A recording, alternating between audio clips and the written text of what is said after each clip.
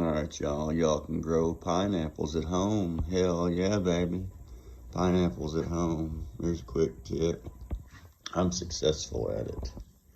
Got one there, and I got a couple more. Here's your quick tip. Let's see if I can do this here real quick.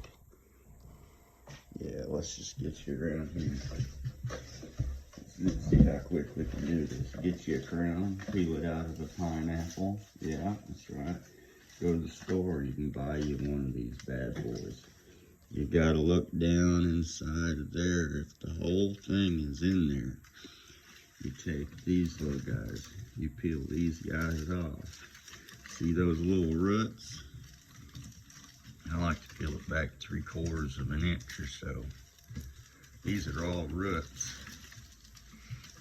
When you get these exposed, say 3/4 of an inch maybe, all the way, these are roots all the way down, just peel them off. Peel them off quick. Yeah, just peel them off and get rid of them. You can't do it fast. You really can't. You gotta take your time. Peel them off, 3/4 of an inch. Stick it in some water. Let it get hydrated.